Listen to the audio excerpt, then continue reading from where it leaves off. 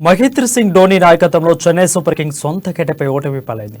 అన్ని రంగంలో ఆధిపత్యం ప్రదర్శించిన కోల్కతా నైట్ రైడర్స్ 6 వికెట్ల తేడాతో ఘన విజయం సాధించింది. సిఎస్కే నిర్దేశించిన 145 పరుగుల లక్ష్యాన్ని మరో 9 బంతులు మిగిలిండగానే ఛేదించింది. ఓ దశలో సిఎస్కే బౌలర్లు విజృంభించడంతో కోల్కతా 33 పరుగులకే 3 కీలక వికెట్లు కోల్పోయి కష్టంలో పడ్డట్టు కనిపించింది. అయితే కెప్టెన్ నిషాద్ రాణా, రింకు సింగ్ల జోడీ సమయోచితంగా ఆడుతూ చెన్నై చేతిలోంచి మ్యాచ్ను లాగేసుకుంది. వీరిద్దరూ 100కి పైగా పరుగులు భాగస్వామ్యం నమోదు చేశారు. చివరిలో రింకు రనౌట్ కావడంతో ఈ జోడీకి బ్రేక్ పడింది. నితీష్ రాణా 44 బంతుల్లో 57 పరుగులు అజేయంగా గెలిచారు. రింకు 43 బంతుల్లో 54 పరుగులు చేశాడు. అంతకుముందు ఓపెనర్లు రెహ్మనుల్లా గుర్బాజ్ 1, జాన్సన్ రాయ్ 12 పరుగులు చేయగా వన్డౌన్లో వచ్చిన వెంకటేష్ అయ్యర్ 9 పరుగులకే వెనుతిరిగాడు. ఈ ముగ్గురు దీపక్ చహర్ బౌలింగ్లో అవుట్ అయ్యారు.